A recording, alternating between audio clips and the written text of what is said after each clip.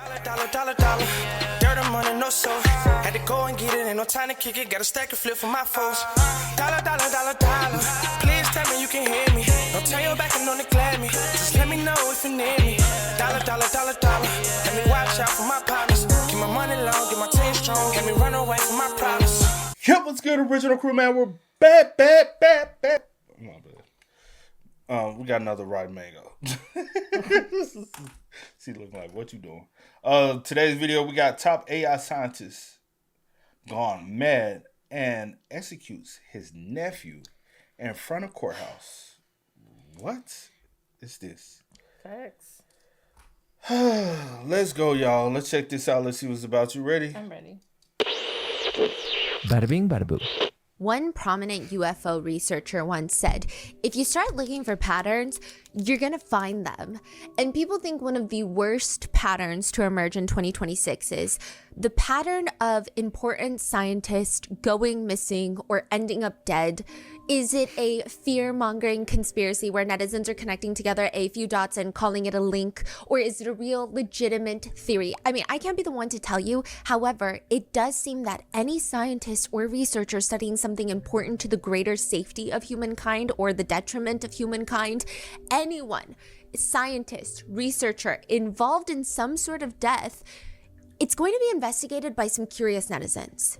So Chen, a Chinese researcher based in the United States, he has the exact type of resume where if something happens to him, it makes you want to throw coincidence out the window and sign up for like a front row seat at Conspiracy Con.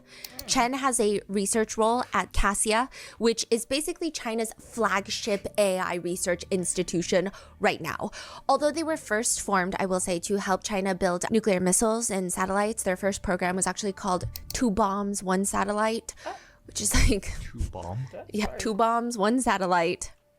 Yeah. What's that? Okay. And Cassia's signature specialty is actually biometrics, which is how they teach computers how to identify humans by face, by their iris, and even their gait, how they walk. They had this like whole thing where they could identify you. They don't even know you. They don't know what your face looks like, but they could identify you from like a mile away on CCTV footage if they like follow certain gait patterns. Yeah. They have a free data set of people's faces that have become one of the most widely used training set in the entire world for facial recognition. He was a postdoctoral researcher in the bioinformatics division at Tsinghua University. What does that even mean? What is bioinformatics? It sounds kind of like cute, but it's not cute at all. It's a very interesting role. It's not just data. It's not just AI, machine learning. You have to specialize in all of that, but you also have to specialize in molecular and cell biology. Researchers in the bioinformatics division at Tsinghua are working on projects like the Human Cell Atlas, which is actually a giant international project, like a global initiative. It's to catalog every cell type, describe its molecular fingerprint, if you will, and notate where it lives and what it does. Basically, Google Maps for the human body, which the human body is made up of roughly 37 trillion cells. So this is going to take a minute. The goal would be to give every biologist like a shared reference. So if they find a weird cell in their own experiment, they can look it up against the master map. It would also make it easier to find out which cells changed how, which could help find cell signatures that flag early cancer before it's dangerous. But if you're not working on the single cell atlas, they could be in any number of different AI and biology research programs. The whole idea is LLM, large language models, so ChatGPT, cloud, but instead of being trained on human language, they're going to be trained on the human body.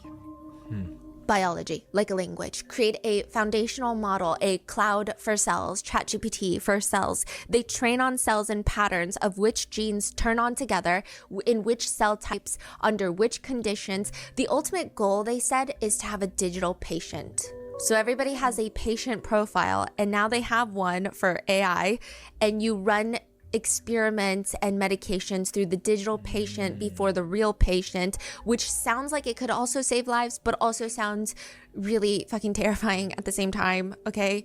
But after those research positions in China, Chen gets invited to come to the United States. He doesn't try to immigrate, he gets an invitation It's like a Hogwarts invitation in the mail for a research role for Cold Spring Harbor Laboratory, which has been dubbed the birthplace of molecular biology. So there is that. They've been around since like 1890. They're a world-renowned nonprofit private research and education institution. The lab today focuses on 5 distinct areas: cancer, neuroscience, genomics, plant biology, and quantitative biology. They do a lot of important work, but also they were the epicenter for the American eugenics movement at one point. The lab did preserve all its records for teaching and research while openly discussing it, so I guess they're trying to be transparent about one of the darkest chapters of American history and science, but I mean, who's to say, right? Chen gets an invitation from that lab, the Cold Spring Harbor lab, to come study in the US, do research for them. He moves to Long Island, New York. His research direction is so complicated. He's focusing on providing systematic solutions for early diagnosis and precision treatment in cancer research using bioinformatics technologies. Yeah, it's a very important role. He also joins Harvard as a research scientist in the Department of Statistics. Throughout his entire career, he has published, co-authored at least 15 papers in notable peer-reviewed international journals in subjects like cancer, basically like trying to cure cancer. He starts his own company in China called My Health Gene. The company uses huge amounts of biological data, DNA, genes. They analyze to help doctors catch diseases early on and pick treatments tailored to each individual patient. So he's got the type of resume where if he's involved in a death, people are going to start a conspiracy theory online. April 7th, 2022, outside the Cambridge District Courthouse in Medford, Massachusetts. It's like a small courthouse with 3 courtrooms. There's 2 jury deliberation rooms. It's 12 holding cells. It's not like a big, giant fortress building like a lot of federal courthouses. You get a free parking lot. There's restaurants right next to it. You go pay your ticket, and then you go eat, I don't know, bojangles. Okay, that's the vibe.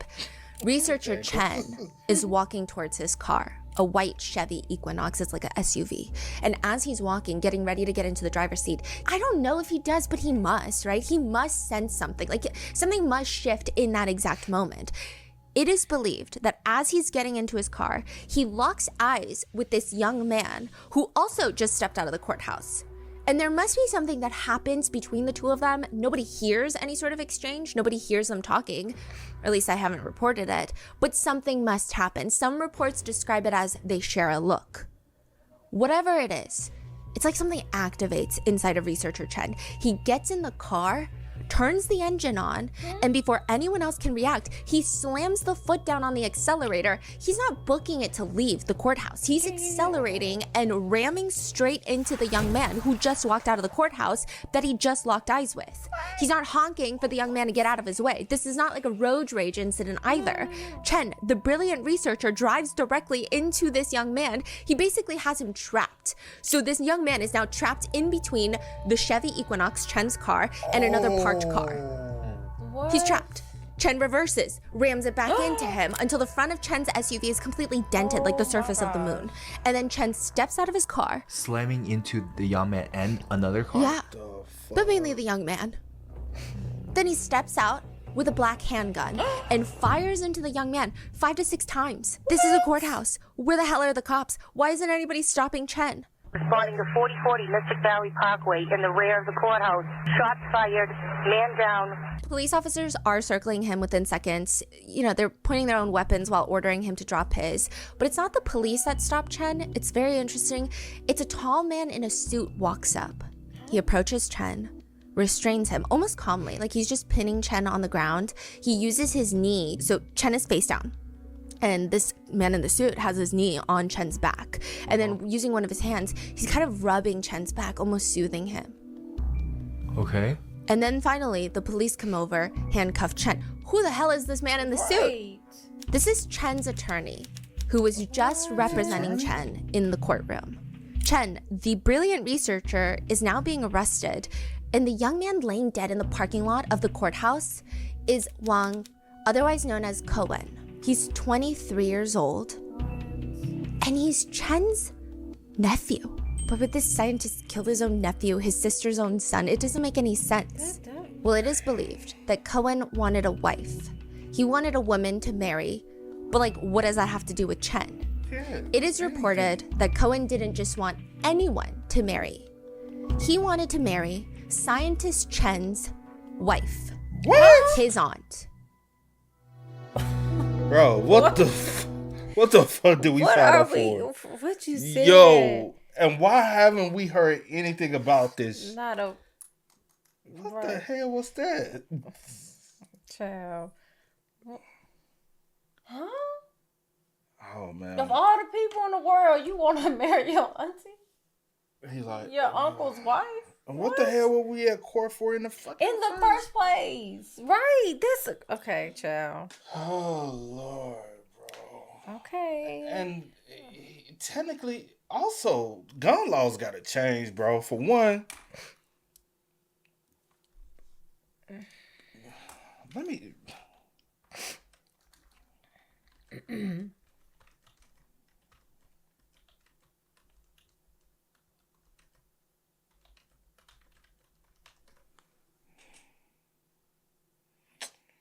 Yeah, I feel like that should be. I feel like that should be a thing. I really feel like you should have to be a citizen to have a weapon in America. That's just me personally. I know that like gun laws and gun things are very controversial. Here to each his own. I don't care what your thoughts is, so please that part I don't care, bro. Just that's weird though. And go to support NAMI National, also known as the National Alliance on Mental Illness. NAMI is the nation's largest mental health organization dedicated to improving the lives of individuals. This episode's partnerships have also made it possible to support Rotten Mango's team of dedicated researchers. We would also like to thank you guys for your continued support. As always, full show notes are available at rottenmangopodcast.com. Today's episode includes brief mentions of stalking behaviors, gun violence. Some quotes or statements may be condensed for brevity, and a lot of the research, even though this case does take place in the United States, a lot of the research was done with the help of our Chinese translators because there's just a lot more information in China. You'll see why in a second. But with that being said, let's begin. The setup for Chen is just not ideal. It's not ideal. He has his wife, Michelle. Michelle is a pseudonym. Her name is, it's not widely circulating, so we're going to keep it Michelle. She has 2 young kids, and Chen is barely home. Now, to be fair, How old is Chen and Michelle though? they're like in their late 30s by this point, early 40s, and How old are their too young? elementary school. And Chen is like barely home. He's never home. He's not doing school pickup and drop off. And to be fair, he is the sole breadwinner. And his most lucrative business appears to be the one in China, where he has the biotech company. He has all these research roles in the United States, but you're not getting paid $1 bajillion to be in the Department of Statistics at Harvard. But you probably will get paid $1 bajillion to own a private company in China that helps cure people of So certain he's diseases. Back and forth, or? Yeah. Half time in China, half time in Boston. And it's doing really well. He's even being invited to speak as the guest at the Tsinghua Beijing Tianjin Haibei Healthcare Big Data Summit Forum. The amount of ink that they would need to just like have a letterhead to that entire. It's unclear exactly how his time is divvied up, but I would say it's like closer to 50-50. But it has been established that Michelle Chen's wife, she is adamant that she wants her children raised in the United States. So it's not like Chen leaves her without a choice. It's not like Chen is like, well, you have to stay here. I'm going to go. In fact, if Chen had it his way, they would all move back to China.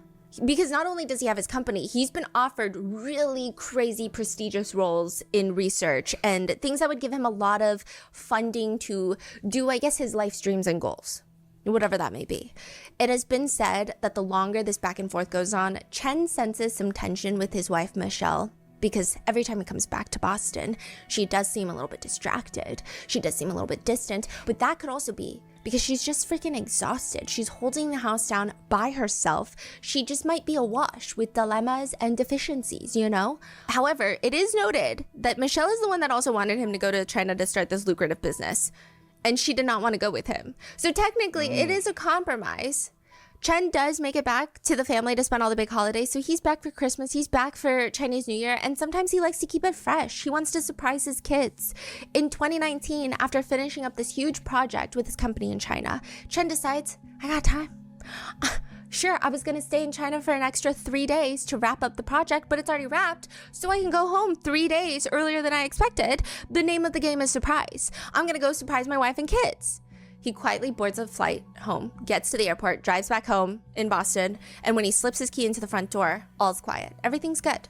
He walks up the steps, opens the door to the primary bedroom, And there in his bed is his wife, his 39-year-old wife, Michelle, and his 19-year-old nephew. And that is how Chen finds out that the last year of his life has been a lie, okay? Well, over a year, like a year and a half, because the nephew's almost turning 20, but in his house, it's his wife and nephew. They've been having an affair in his house. Not only is he betrayed by his wife, he's also betrayed by his nephew. It's not just his marriage that blows up that night, it's his entire extended family. Now, this is not ancestral in the sense that the nephew is Chen's sister's son. So his wife has no blood relation to the nephew. So I guess that's the... She's probably been... I wonder when did they get married? And how long has she... Man, that's still weird. That's still weird, bro. Only silver lining is this is not an incestuous affair, but I mean, that's like a really low bar to set. Low bar. It's his wife and it's his sister's little brother at the end of the day. To Chen, it probably feels like a multifaceted attack on his psyche. On top of that, affairs are always very tricky when it's happening inside the shared marital home because that's supposed to be your safe space. Moreover, Chen is the one that invited his nephew to come live with them out of the goodness of his heart so that his nephew could go to college in the United States.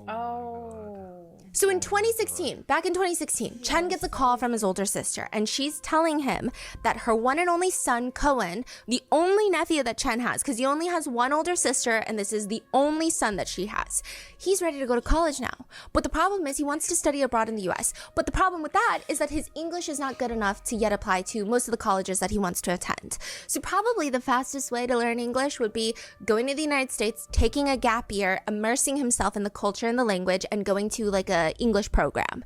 Would Chen mind if Cohen could come stay with him in Boston for a year to learn English? Just provide housing and food, and we're going to send a little money for transportation. Like, the setup is, a lot of Asians have probably experienced the setup, okay? And then he gets to college, we'll go from there. That's it. Just like a year, really, is what we're asking. We're not asking you to put him through high school. It's just a year, and then he's going to dorm in college. That's the plan. Cohen joins the Chen family in Boston. Michelle doesn't like this. She is not happy. She's got 2 kids. Now she has to watch this random ass teenager, okay, not blood relation. She's never even really met the kid like that. And now she has to watch him. In fact, this is a huge point of contention for them early on. Michelle is arguing, like, I don't even want him to be here. First of all, why are you even saying yes if you're not even here to help take care of him? You're gonna be in China most of the time. So it doesn't make sense. Now she's doing chores, cooking, cleaning, managing the entire household with some teenagers she barely knows, adding on to all of it. But Chen convinces his wife his older sister is the only reason that he was able to go to college. She paid most of his tuition, and this is her son, so he owes it to his sister. Also, Chen's been with Michelle since college, so she kind of knows. So she's like, okay, you know what? Fine. Chen leaves for China, and at first he's very worried that every time he calls Michelle, it's just going to be screaming on the other line. She's going to be like complaining about how miserable she is and how this is so unmanageable. And, you know, now there's this stinky, probably smelly, unhygienic teenager living in their house, and she just wants to like punch someone in the face. But no, every time Chen would call, she would tell him, Cohen is helping around the house, doing chores. He seems really grateful that he has this opportunity, so he's trying to do his part. He's actually a very mature young man. The part nobody knows, however, is who initiated the affair. Not that I think it's, well, maybe it is kind of pertinent, but it's believed by some that Michelle has blamed Cohen for seducing her, and Cohen blames Michelle for seducing him. And they're both selling their sides of the story to Chen when he finds them in bed together. We don't know who did what. However, the likely starting point of this affair seems to be from English tutoring lessons. So remember, Cohen is trying to learn English. He went to this English academy to learn, and he ends up failing his very first English exam that he worked a year to study for. So the whole point of the agreement was he's going to come to America to learn English, get admitted into an American college. If he can't learn English, he can't get admitted into an American college, and then all of this would have been for nothing. So Michelle takes it upon herself, has been what's been reported, and she decides that I'm just going to tutor him in my free time. Like when the kids are at school, I'm just going to like try to help him with his English. It works. He passes all of his exams, successfully gets admitted into Northeastern University in Boston for computer science, which is obviously not the only thing that he gets into while he's in the United States. The affair goes on for almost 2 years. So it does seem that he was of age when it started.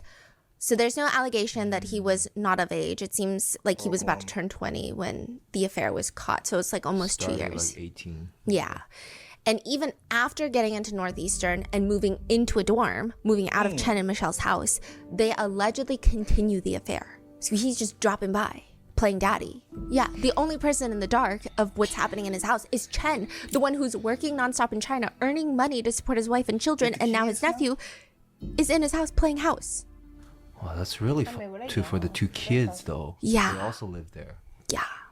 That night, after kicking Cohen out, Chen can't even sleep in the same house. He goes to a hotel and he decides he's going to divorce his wife.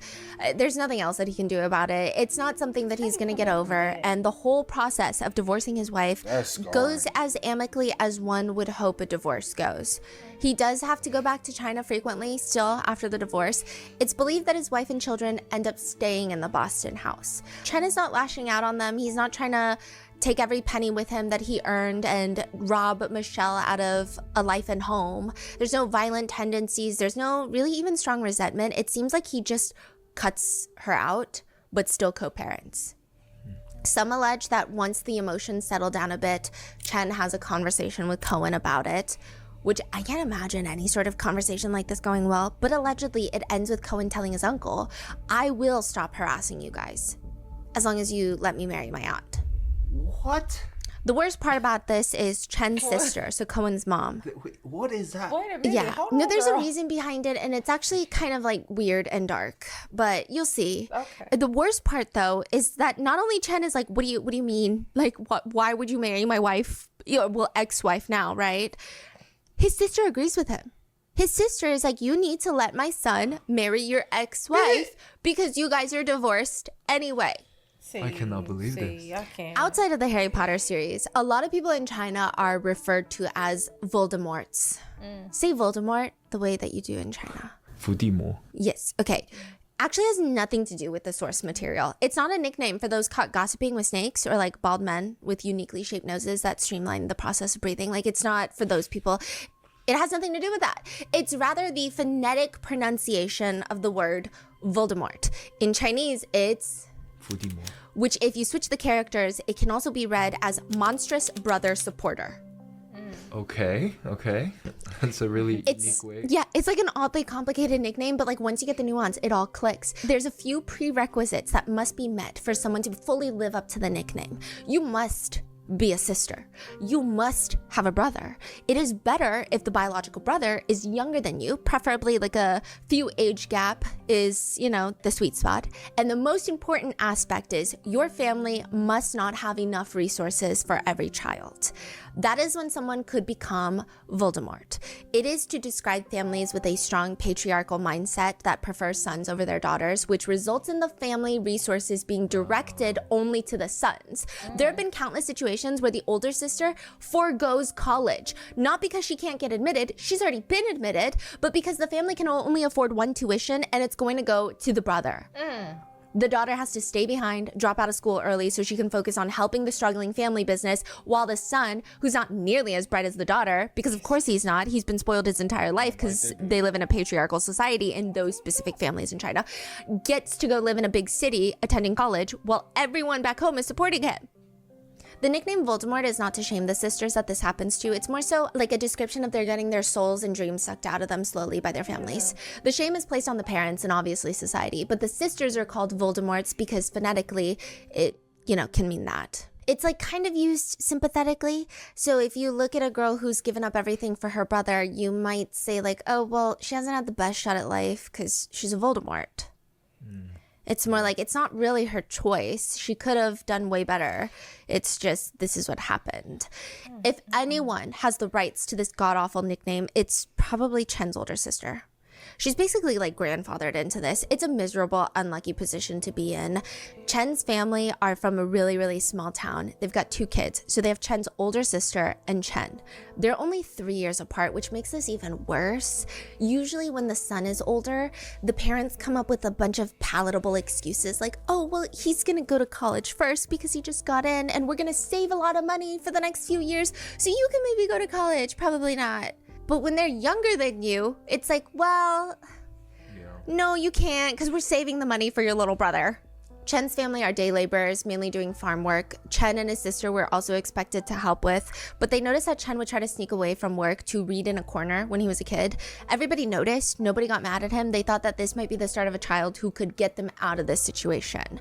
Somehow, both the siblings were blessed academically. Chen's older sister ends up getting admitted into a Key Point High School, which Key Point High schools in China, notoriously difficult to get into. Essentially, it's a pre-college admissions program. And just to give you a bunch of context, in the 70s and 80s, China did not have enough educational resources, but they wanted to compete with the rest of the world. How do you compete if you don't have elite talent pipelines? It's hard. The government decides they're going to concentrate a lot of their very limited educational resources into a small number of designated schools across the country, and they're going to skim from the top of every class. So this is why you have a high school entrance exam. That's why. Because like in America, that doesn't make sense because it's like, wait, what do you mean? You go either private or public, and public is based off your zip code, which there's already a lot of inequality there. But in China, now you have to take a test to get into the high school, and the high schools are ranked. So they skim the top of everyone in the country and throw them into the Key Point high schools. And that's to elevate them to become the elite talent pipeline. They still have to study really hard to get admitted into the colleges because now you're competing against everyone at all the other Key Point high schools in the country. The government actually renamed it to Model High School because Key Point High School seemed a little rough on the ears, politically speaking. So they renamed it recently, but it seems like no one really calls it that. That's interesting. Yeah. They renamed it. I didn't know that. Chen's sister places really well in the high school admissions test. She gets admitted into one of the province's Key Point high schools. This is huge, especially for students with lower income families that don't have a bunch of tutors. It's like nearly impossible. But because of the Key Point high school she gets into, it's a boarding school. She has to board. They don't have the fee for boarding and transportation to and from the school. Also, like the food she has to eat, like everything is going to add up. The family could maybe do it, but then they would have nothing in 3 years when Chen takes his high school admissions exam, and they also think he's going to get into a Key Point high school. So the family, it is said that they told the older sister, "You do what you want to do, and we're going to support any decision." But she knows what that means. Okay, everyone knows what that means. She doesn't go to high school. Yeah. She drops out after middle school, gets into odd jobs, working on farms, restaurants, factory work. And then 3 years later, it's Chen's turn. He does get into a Key Point high school, and it is funded. A lot of the boarding costs are funded by his parents and his sister. And then with college, it's also funded by his sister and his parents. It would be justified if Chen's sister showed a lot of resentment for all of this, but she never does. And maybe she genuinely never felt it because it is reported that Chen showed a lot of gratitude. He was always showing how appreciative he is towards his sister, so maybe that eased any potential resentment or tension. She put him through university. He ends up at NPU, which it's like a military industrial university. There's a total of 7 universities that are called 7 Sons of National Defense in China, mainly because those 7 universities, so all the other universities, they report to the Ministry of Education. But NPU and the other 6 universities, they report to the Ministry of Industry and Information Technology. Really? Yeah. And they're good? Yeah, they're very good. But a lot of their major focus is like military defense. Yeah. Lots of like aerial sciences, lots of weapons research. Yeah. Which he could only attend this school with his parents and his sister helping for the tuition. He doesn't take it lightly. It said during the first 4 years, Chen holds himself to such high standards that he only did 4 things: eat, sleep, walk to and from his room to the library and to class, and study. That's it. Eat, sleep, transport, and school. That's it. Nothing else. Basically, everything was just keeping him alive, and everything was just studying. He consistently ranked in the top of his class in the university, to the point where most students have to apply and take another test to attend grad school. But Chen was offered a spot without taking a test. He didn't even need to apply. Which again, he wouldn't be if he was working and studying, but he's just studying, and he feels like a lot of this is due to his sister. And grad school, he still has to pay for it. He gets a master's degree in image processing from the Department of Automatic Control and his sister helps pay for it. Now, essentially, image processing, the foundational technology, is for guided weapons, drone perception, aerial reconnaissance, surveillance. It's very like defense engineering pipeline degree, which kind of fits NPU. That's what they're known for. From there, he gets into Cassia, which is like the Chinese, that's where they do the AI, stuff. And then Tsinghua, then Cold Springs Lab in the US. And while he's doing that, Chen's sister goes from sending money over to pay for all of his education to now that he doesn't need the help and he's getting paid, now she's back in their hometown taking care of their elderly aging parents. Since Chen clearly doesn't have the time, he's also in the United States. He has a demanding job, and now he has a wife and 2 kids. And the promise, like the unspoken promise, nobody says it outright, but the unspoken promise, whether it, is that the sister is going to do all of this, and Chen will do everything he can to help his sister later in life whenever she asks. And again, Chen does really, really, really well in his field. He's been granted a U.S. green card based off his outstanding contributions to science, and then later he gets a U.S. citizenship. They purchase a house in Boston. He's even offered a position at, again, Cassia, the Chinese Academy of Sciences. This is like the highest academic institution in the sector that he's working in. It's like the most prestigious. They collaborate closely with the government. They're the ones that helped create China's own Beidou navigation satellite system because, US sanctions. So China had to build its own like space station. They had to build like their own navigations. It's crazy, okay? And they're the ones that mainly did it. And so he gets this opportunity to go research there at this level, and it's huge. It's huge. So he's like, okay, I want to go back. I want to go there and do this. But his wife, Michelle, is like, well, no, I don't want to go to China. So we're not going to go there so you can do research that you could maybe probably do here. So just figure out a way to do it here.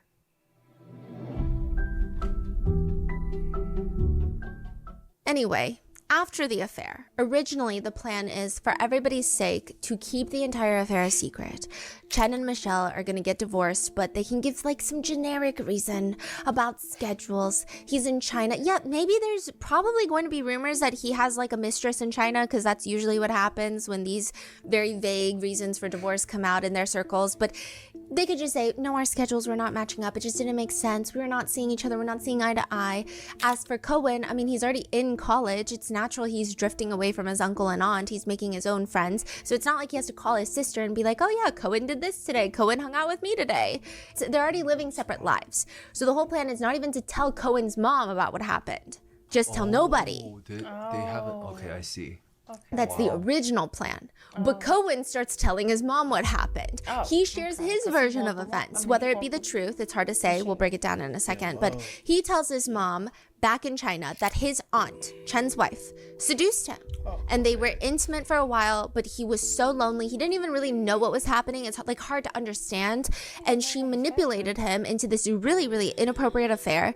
And when Chen found out, his uncle found out, instead of protecting him, he throws Cohen out of the house, leaving him practically stranded in the United States with nobody he can reach out to, nobody to look after him. And like, sure, he's a college kid, but still, like this is his only. You were supposed to be living in the dorm, don't you? That's what you got into college, right? But he was 23. At that time. But also at the time when he found you, you was so you should have been in a dorm. So what the fuck are you talking about? Right? Or am I tripping? Maybe I got my timeline wrong. Somebody to look after him. And like, sure, he's a college kid, but still, like, this is his only link to an adult who might be able to help him. He's only been in the States for a few years. And now on top of that, Mom, Chen is threatening to get a restraining order out on me. And Cohen is like, all I wanted to do was talk to my uncle about what happened and apologize and explain my side of the events. But Chen is so hot-tempered, so upset, so jealous, so resentful. He threw me out of the house without hearing me out and told me that this is trespassing and he's going to get a restraining order. But what's so crazy is it's not like you're doing this like on your own. Like, he caught you. Mm-hmm. He caught y'all like together. Mm-hmm. You know what I'm saying?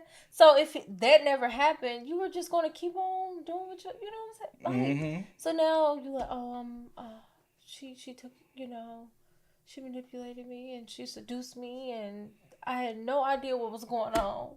I just was in the bed with it, but now you want to, like, it doesn't make sense. Like Mr. Nasty time. Okay, yep. Everyone finding out in the family about the real reason for the divorce, Chen is feeling probably humiliated, but also there is this new pressure put on him from his sister. She's upset because then at least the least you can do. Her theory is like the least you can do is help my son get a green card. By marrying the aunt. Yeah, I guess her like thought process is this is a woman who is 39, took advantage of my son who is 18, went into this new country where he knows nobody. His entire life is now inside of this box, which is probably his room inside of Chen's family house. And she is the adult. She's the one making decisions. And she seduces him. She takes advantage of this, ruins his life, ruins the entire family relations. And of course, Chen divorces her. So the least she can do for basically repentance is to marry my son, give him a green card. Like, this is what he should get out of the trauma, at least, is kind of like her thought process in the theory. But she's mad because she's like, okay, brother, not only are you letting your ex-wife not marry my son, because that's the least she can do after taking advantage of him, because that's from her perspective. Oh, so she brought it up to Chen, yes. And Chen say no. Yeah. Okay. And on top of that, she's like, now you're trying to get a restraining order against my son, which again jeopardizes his chances of getting a visa or green card the more appropriate way through work after he graduates, because he's on a student visa. And that's so much harder also to get like an H-1B visa. It's so difficult. From her perspective, she did everything from her brother, and this is how he repays her for her one and only son. She repeatedly calls Chen, telling him that, you know, Cohen is young. He's clearly been used and seduced by your ex-wife. Yes, he acted foolishly, but now that it's all said and done, the least you guys can do is get him the green card. It is unclear if this version of events is true, though I can see how it is highly possible, okay? Considering Michelle is the one in the position of power in this situation, and I will stand on that. I tend to agree that she's mostly the one at fault.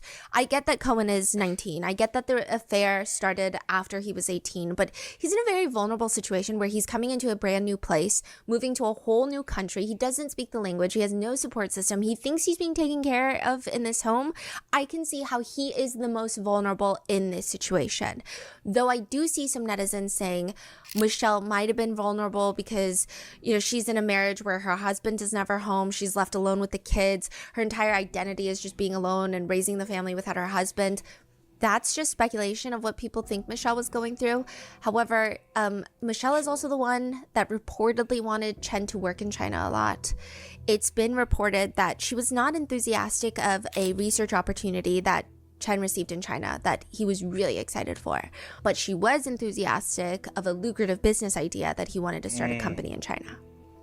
So some people are putting the blame on her, and it's like, well, it's kind of your fault that he's not home because you wanted him to go start this company instead of just being satisfied with his research roles, where he is probably doing greater good for humankind and society, trying to find ways to prevent cancer, even if it is using technology that people may not agree with. He might ultimately net neutral, like be saving lives at least. So there is that people are like, well, I mean, he didn't really have to be in China all the time, so that doesn't make any sense. Or if you really wanted, you can move to China with the kids. But regardless, there's a lot of back and forth. But I would say wholeheartedly, out of the two, Michelle and Cohen, it's pretty clear the one who bears more responsibility, at least for the start and the continuation of the affair, is Michelle.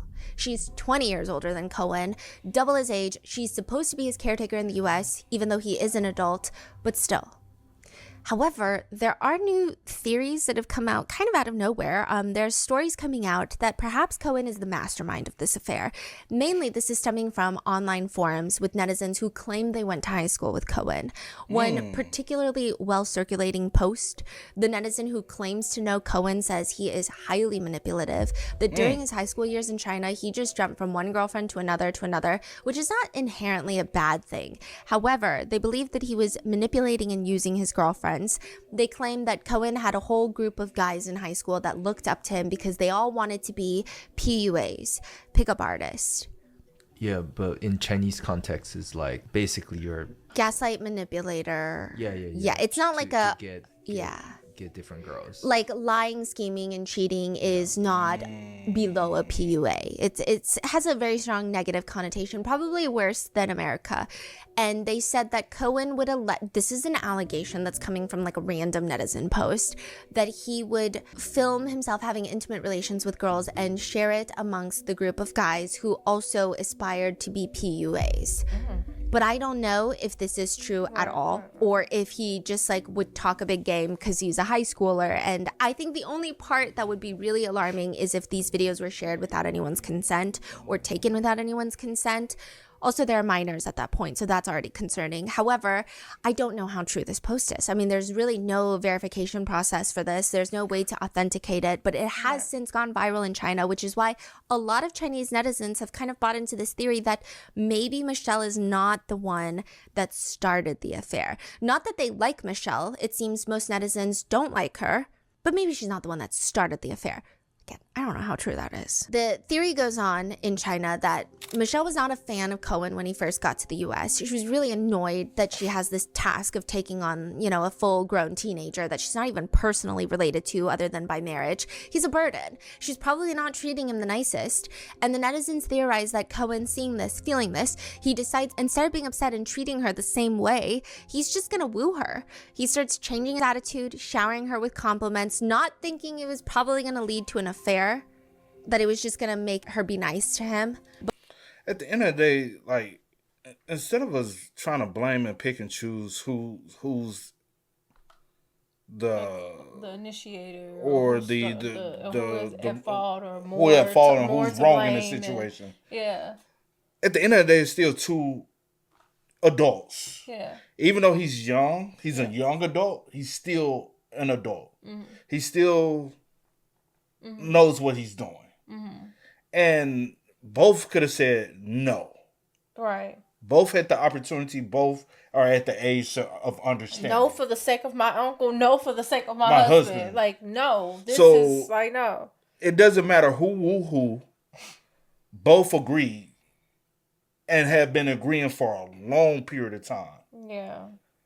And is it Chang's fault? Is it Chang? I might be the saying husband. Yeah. Chang. I don't want to butcher his name, yeah. but is it his fault because he's doing a job and a career? And no, it's just not his fault. It's not his fault because he's not at home.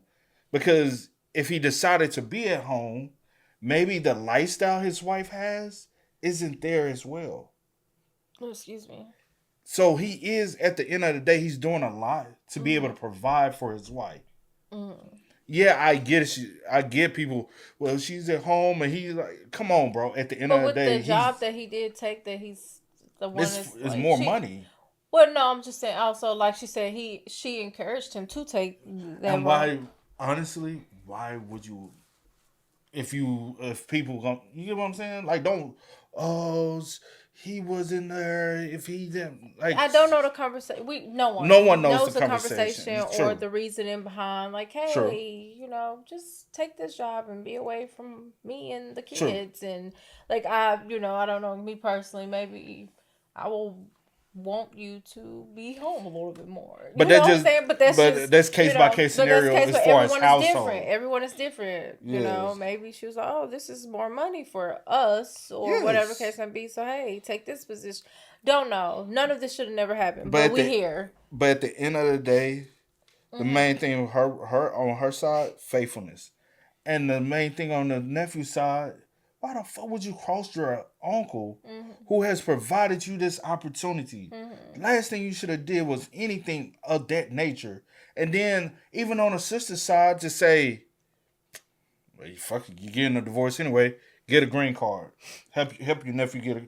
Why the fuck would I help my nephew get a green card and he's the reason why my marriage just failed? And even with Michelle, even with the nephew being, you know, his age and her, even though he of age. Yeah. And her being older, you should have been like, heck no. No. And the first time anything had went to that, call your husband and let him know and get his ass on up out of here. On up, like none of those lines should have been crossed. Period. Yeah. On either side. And then for the sister to say, like, that's kind of, and I guess she looked at it as like, I didn't sacrifice so much. You this man, come on. Yeah, You I know, think she's looking at it. Yeah, from the. that's All of so this is wild and messed. crazy, and I'm still with you. Like the fact that I haven't heard of this story before. Yeah, and that's the most mind blowing part about it. Is the fact that this happened in 2022. Mm-hmm. This is big old 2026. 4 years later, and I haven't heard a word about any. You know how many freaking like. Oh But you my know something. God. I We guess do. What's so crazy? We do 2-3 body cams a day every time we record. you never came across anything like Not this. that. Oh, It's just that much. oh, goes on. That's what I was about to Yes. say. I was about to say, you know something? So much goes on.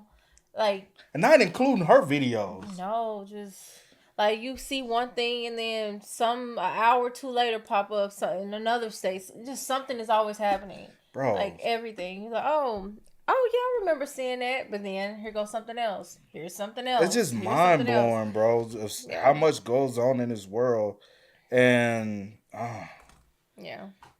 and don't like at the end of the day, we all got our own problems. We all got, you know what I'm saying? But it's like, God, you know. But things snowball into an affair. Who's the one that should have stopped it? Probably Michelle. You get the idea. People are Both. It's a lot. Both. Others have Quit been picking and spreading even choosing. more Both. bizarre theories online, stating that Cohen had a plan to come to the U.S. He knew that his uncle and aunt had a strained relationship because his mom would talk about it. That's an allegation. That's like a huge speculation. It's a rumor. It's not even It an makes allegation. sense, It's a though. fucking rumor. That he just wanted to break up the parents so he could get his aunt, marry for a green card. Now, I will say there's a little bit more nuance to this. I know everyone's like, oh, well, that's like a huge theory for Chinese netizens to come up with. Like, why would he marry his aunt for a green card? It is a very tricky situation. So when Chinese students come into the United States to study, they all come on a student visa. And getting a green card or getting citizenship is notoriously difficult of really anyone of any nationality when they come into the United States. Obviously, like we see it on the news all the time. But with Chinese students, it's especially difficult because the people that they typically socialize with and form relationships, interpersonal relationships, and therefore maybe future marriages are also Chinese students who are more immersed in Chinese culture versus like Chinese Americans who might be American citizens, right? Or are American citizens. And so if they find each other, you kind of get these situations where you have now a couple in the US and they're both hoping that they can separately get H-1B visas, or at least one of them can and the other one can try to stay. H-1B is work visa, right? Yes, which are very difficult, and you have to have specialized skills in the industry. And a lot of the industries that they're going into, such as tech, such as, you know, it's just like a very overpopulated industry of people trying to get H-1B visas. Unless you're phenomenal at your job, it's going to be very difficult. And even if you are phenomenal at your job, it gives you a really limited sense of mobility, because if you're an American citizen, you could work at Meta today and then Amazon tomorrow because they pay you more. But then you're kind of locked into a company for a very long time until you can find a way to get a different visa that's not dependent on your work. It's really hard. It's a really lengthy process. Visas are a huge deal to the point where I believe, because I was like talking to the Chinese researcher about it, and she was saying like, even if you like go on dating websites in China, like in the US as a Chinese person, a lot of the Chinese students will indicate on their dating profile if they have a visa or if they don't. Yeah. It changes the whole like factor of the relationship. So it's like a huge deal. So this is not just like a let me marry my aunt and do something crazy for giggles. It's like maybe some people can wrap their minds around why he would do something. Not saying he did, but why this rumor gained legs and started running around. He would also be able to secure permanent residency from that point if he were to marry someone with US citizenship. I don't know if that's the case. There's a lot of back and forth of rumors here. Technically, he is studying computer science at Northeastern University. He could technically apply for an H-1B visa. You know, again, difficult. Student visa, bro. Like, God damn, bro. It's Northeastern is not a top 10 school. It is ranked top 50 in the United States. It's an incredible university, okay? It's a good school. It's just like visas are fucking hard. I don't know what else to say. It's just so difficult. He may have a relatively okay chance at securing a visa, but it's not guaranteed. So the only way to guarantee a visa is to marry a US citizen. However, he goes to Northeastern. A lot of the girls that he probably would date are probably fellow Chinese students who are also trying to secure a visa. And then with Chinese Americans or even Americans of different cultures, it's not going to be as easy to mesh and click and try to, because I don't know how proficient he is at English. It didn't seem like he had that much struggles, but you get what I'm saying. Yeah. So maybe the easiest way would be to marry his aunt on paper for a few years.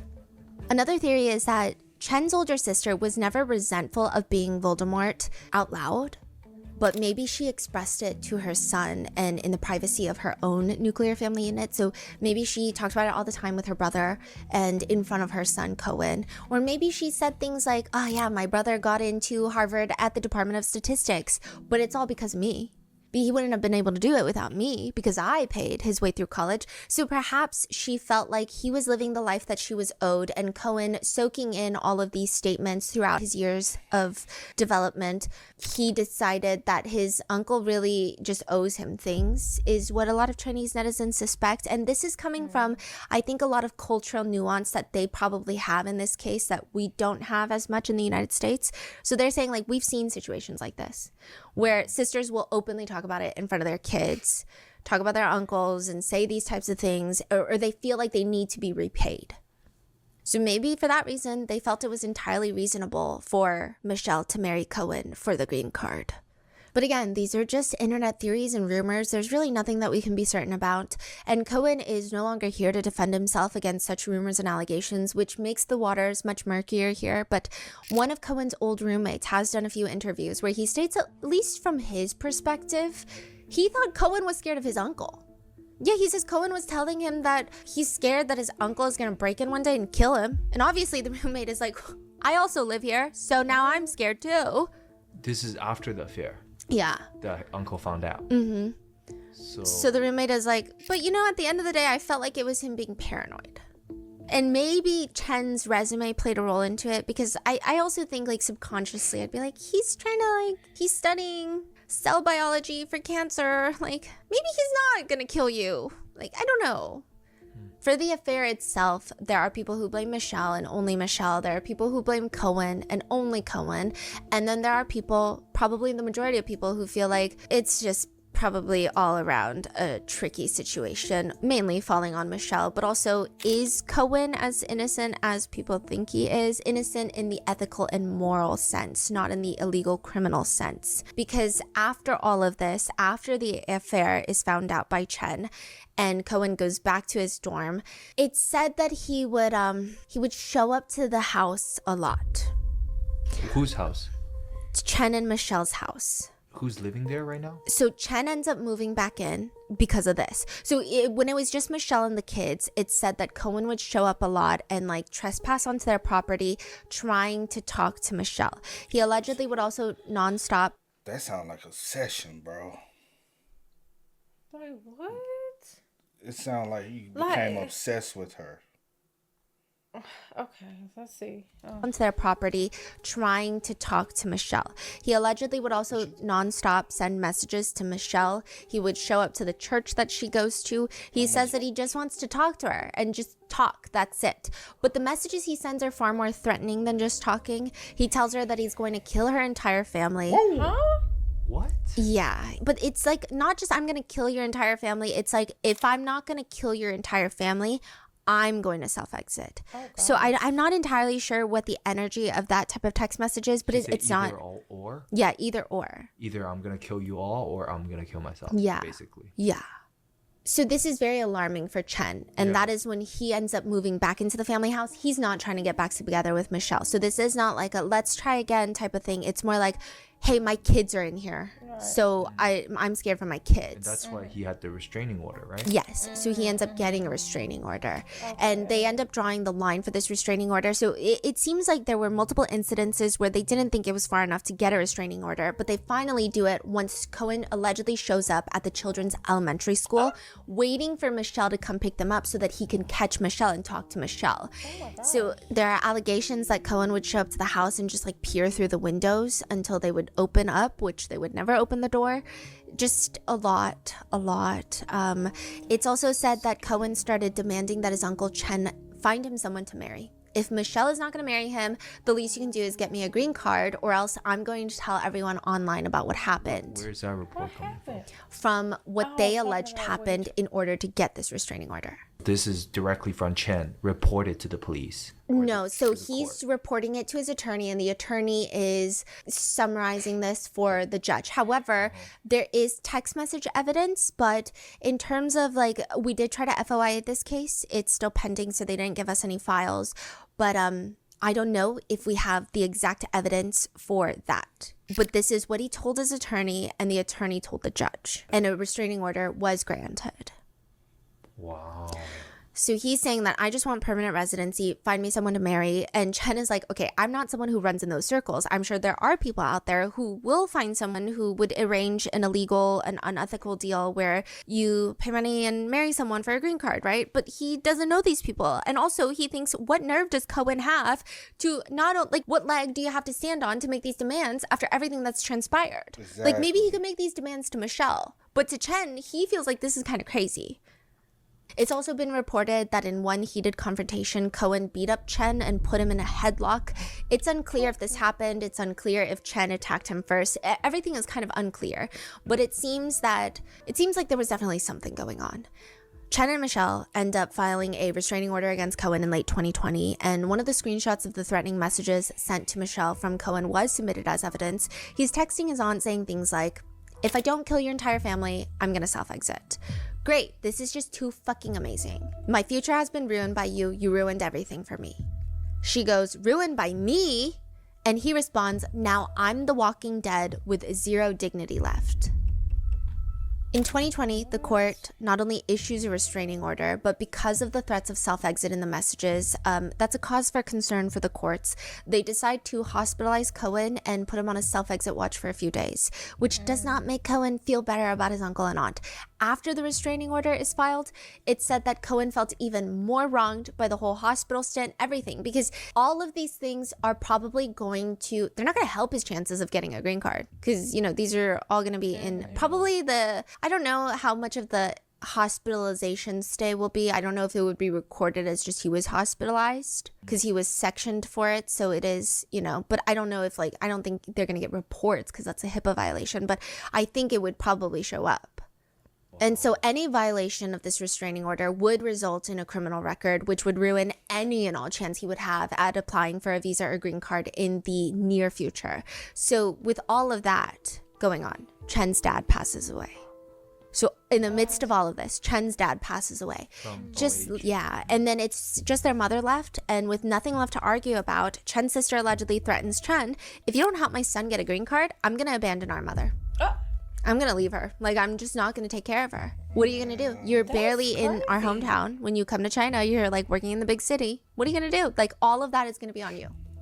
It is said that under all of this alleged pressure, Chen's mental state starts crumbling. The only mental protection he has is knowing that Cohen, the only thing he cares most about is staying in the United States. So he's not going to break that restraining order as long as it's in place. The order is only valid for 1.5 years, and the court will then have to decide whether or not they need to extend it. For the 1.5 years that it is in place, Chen's life is a living hell from the constant pressures, but still, this is kind of his only saving grace.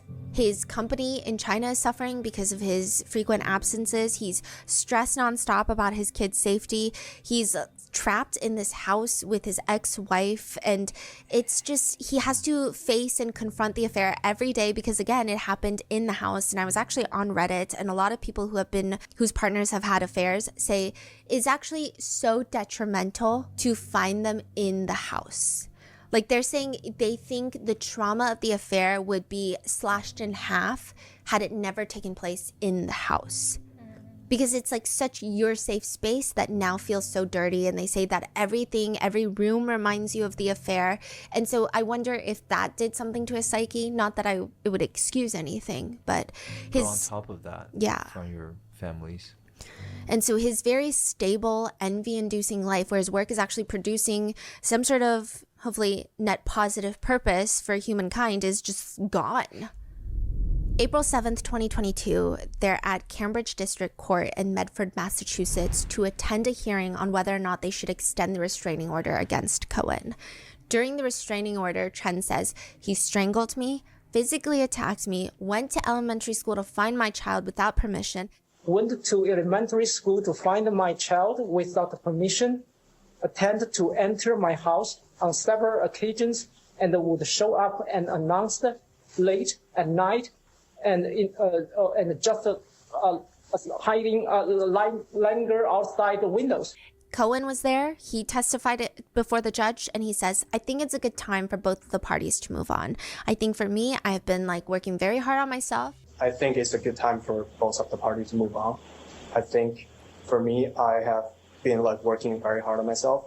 I have totally moved out of this matter, and I even moved away from where I previously I live with my church friends. Ultimately, the judge states that they did not see any grounds on extending the restraining order. The judge states, with the defendant having moved, it seems that the likelihood that they're going to encounter each other in their everyday lives is much diminished.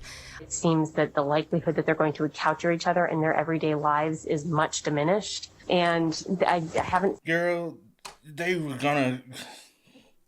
Only reason why they haven't had contact now is because of the restraining order. Mm-hmm. Yes, they're going to have contact with each other. That's uncle and nephew. Mm-hmm. He's going to even know about, and even with the sister backing up her son in the whole matter, the son wasn't ever going to get in his thick ass head unless you have legal document, because he is wanting his green card so bad, he ain't going to fuck up that legal document. But if he ain't got no legal oh yes, he's going to... seen a significant change in circumstances other than to ameliorate the need for the order.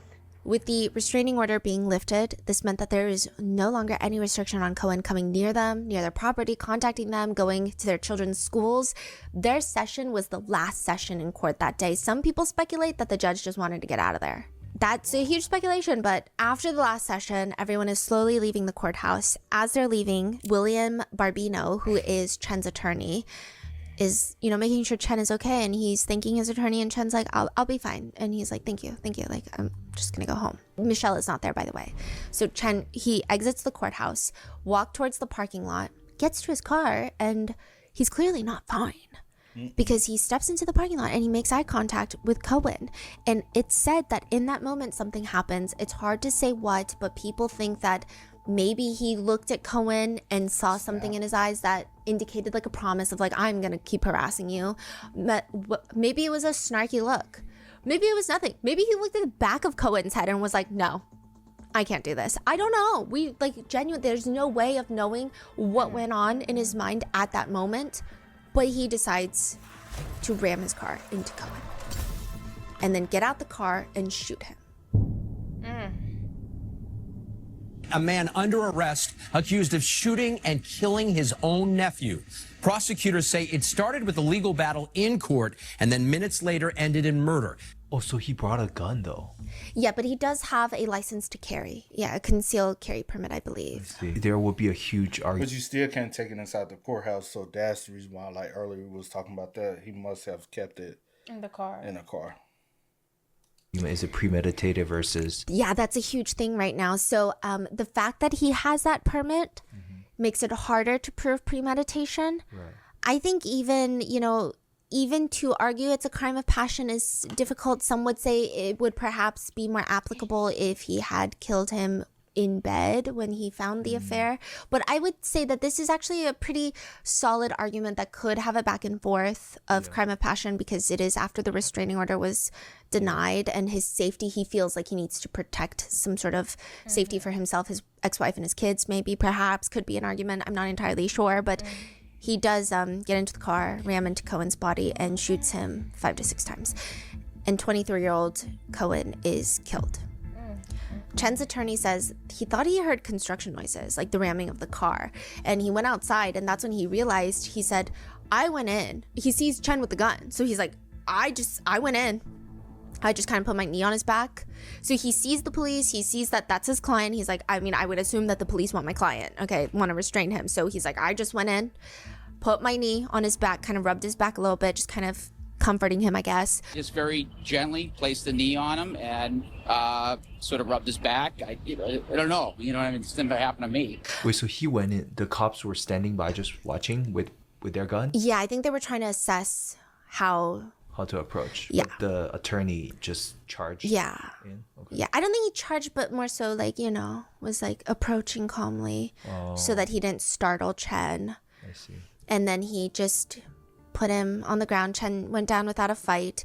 And he said, I just kind of looked over there and there was a dead body and my client here. And I knew the police would want to have him. So I just kind of held him there. He says about the restraining order and this whole situation, he says it's really sad. I mean, Chen was so gentle. Chen was so kind. He didn't have any history of violence. He never had a restraining order against him. He never had any allegations of physical abuse. He grew up in China originally. He got his PhD there. It was in statistics. I mean, he's a bright guy. He was basically number one in all of his scholastics, all his education. Then he went over to postdoc at Harvard in statistics. He has 2 children. I know he loves his children very much. There's going to be 2 children at home who do not have a dad, if in fact he's the killer. Which, he's a lawyer, so he has to say that.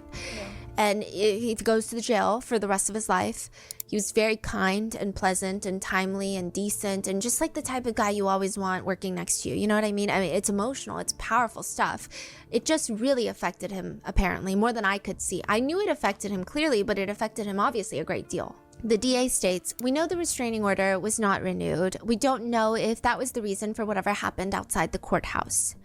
He was arrested, he was denied bail, and it's going to be very interesting considering a lot of the public sentiment actually seems to be in favor of Chen. A lot of people also have this... it's ongoing still? Yeah, so and it's just very messy.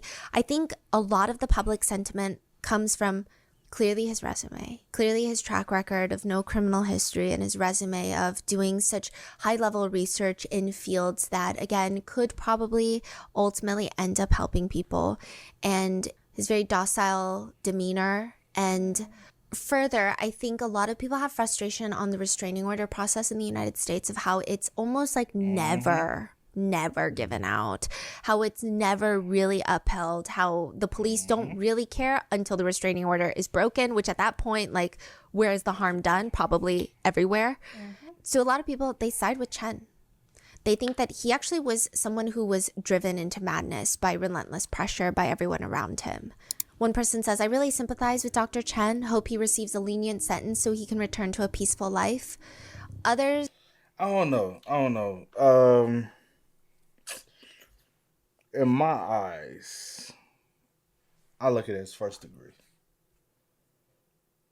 Because first degree is premeditation, right? It's the act of making up in your mind that you're gonna kill someone. Especially a specific person, right? And in my mind, what shows premeditated intent is him ramming the car and gets into him multiple times. Then getting out of the car with the gun and shooting him multiple times. And for a lot of people, I was like, yeah, that can be true, but people can still sympathize with that, though. Yeah, but I'm just saying it's first degree. I at the end of the day, on the grounds of it, legal wise, I'm filing for a divorce. I think there was already. No, I'm saying like I was finna go to another thing. I was finna go to another thing, but also what I was about to say, I don't think would have worked in his behalf due to the fact that he's overly busy. What I was gonna say was, in my eyes, file for divorce. you know you're gonna win because she's the one who had the affair.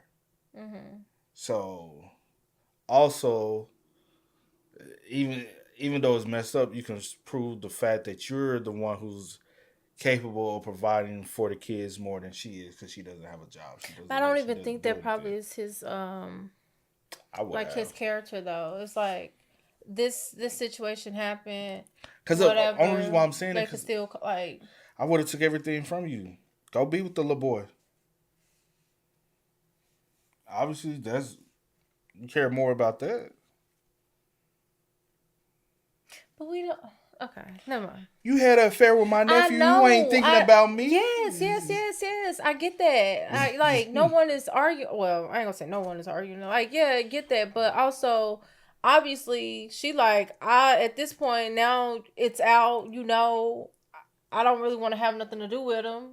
Like, that's why he moved back into the house because they was already you know what I'm saying. So, I don't think she wanted to be with him. Like, I know they was like, I don't know the conversation. We don't, and that's why, and that's the thing. We don't but people you gonna have your opinion. People gonna have their opinion. Speculation here, we don't know. And then everything is still ongoing, so no one knows anything. No one knows conversation. But you got in the bed with him, so I'm divorced, and I'm taking the kids. But like I said, I don't think he would have had the. He has too much of a busy life to even raise the kids. That's the I don't know. I just hate when people say stuff like that. But that's another conversation for another day. I mean, because, you're a horrible person as far as, cheating and stuff like that. But, not necessarily. But that doesn't make you a horrible parent. Like, you're just a horrible partner. So, but some people be spiteful in divorcing, and that's spiteful. That's my point. Dr. Chen hope he receives a lenient sentence so he can return to a peaceful life. Others, think that he should. What he was doing for humans was probably way more important. So they think we should just let him out. No, I don't. They're like he's not like a spree killer. He's probably not going to go out and randomly kill another person. Not that he killed, Others say, well, he's got to lay in his bed. He made it, he's got to lay in his bed. They think that Chen's biggest mistake was, quote, he married the wrong woman and ruined his entire life. Others lament on the fact that Chen could have actually done a big service to society, saying, this is so sad, I truly feel sorry for him. He could have had a brilliant future. Others blame the court, saying the court refused to extend the restraining order to his nephew. The court implicitly made this happen. Others say, bless this guy, he was just trying to protect his family against his crazy relative. During the arraignment, he was in court. He bears zero resemblance to the Chen everyone knew. He looks like he's having a full mental breakdown. He looks disheveled. He looks like, I don't think he was, but he looks like he's been sedated. He looks like he's been dragged into court. His hair is a mess. He is kind of in a hospital gown, so I don't know if he's been sedated, but it looks like he could have been. He has pled not guilty to murder and armed assault. The judge ordered Chen be held without bail. Michelle was present in the courtroom. She was visibly distraught. She did wave goodbye to him as he was being taken away. So it is going to be interesting. Now, he has a new attorney because this is now a very serious criminal case. And his new attorney has stated, my client was seeking a restraining order against the person that is now being described as the victim. There is a lot of investigation that has to happen to understand who and why things happened the way they did. Chen has gone from a very well-respected cancer researcher to now being on trial for murder. What are your thoughts on this case? What about his sister?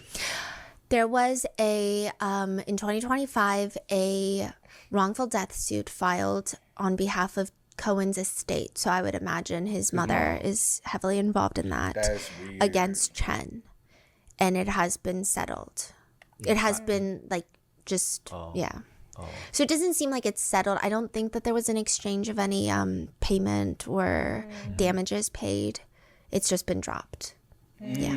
Okay. Wow, this is, man. Yeah. That's a lot, bro. But I think maybe the trial will be enlightening in the sense we can actually get some real answers. I do think that there is a huge role that Michelle played in all of this. I think there are really only just rumors of how much of a role Cohen played.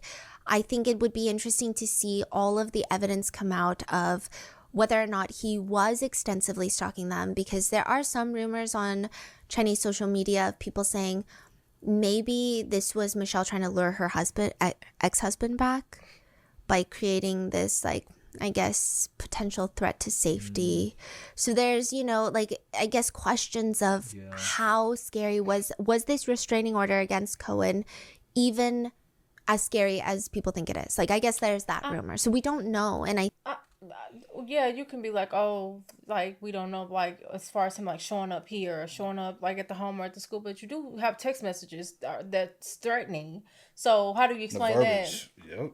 I'm going to either but the entire family or, like, But one of the strangest things is him showing up to the school. And that's what they was like, oh, is that rumor? Did he actually show up? Or is that just, like... I'm like, if that is the case, say for instance that I think never because happened, they used to get the first restraining order pertaining to that. Yeah. I'm thinking they possibly have some proof of it. Yeah. Like, did someone see him? Is he on camera, Yeah. somewhere? You know what I'm saying? Like, I would think that they investigated that and was like, oh, yeah, he actually did. You know, do y'all have cameras at y'all house? Oh, you do actually have him on camera at the door, peeping in. Oh, these text messages. That's why they put him in the facility for a couple of days and put him on watch. Because they had the text messages showing. So, I mean, you know, when stuff like this happens and you really don't have a lie, you have this side, people feel like they have to pick a side and pick this and whatever. I'm like, everybody wrong. You know what I'm saying? Like, all of this could have been avoided. All could have been avoided. Even as scary as people think it is. Like, I guess there's that rumor. So we don't know. And I think it's going to be a huge point of contention. What are your thoughts? Let me know in the comments. Be safe, and I will see you in the next one.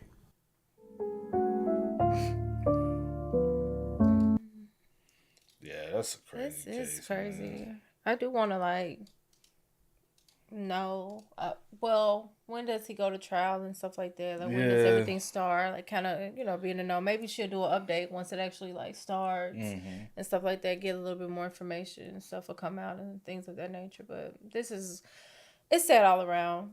More than anything, I feel bad for the kids. Like, yes, they have their mom and stuff like that, but now their dad is, you know, locked up. They grow up without a dad and situation, and then no one had to lose their life. No one had to... It's just a lot. This is a lot. You know what I'm saying? But, yeah. Crazy. Very much so, man. Y'all spam us up in the comments. Y'all let us know y'all thoughts in the comments for us down below, man. But until next time, y'all know how it go, man. I do go by the name DJ No Kid That Says. Sierra Nicole. We are. Kid and C. Go and get it, ain't no time to kick it. Got a stack of flip for my folks. Dollar.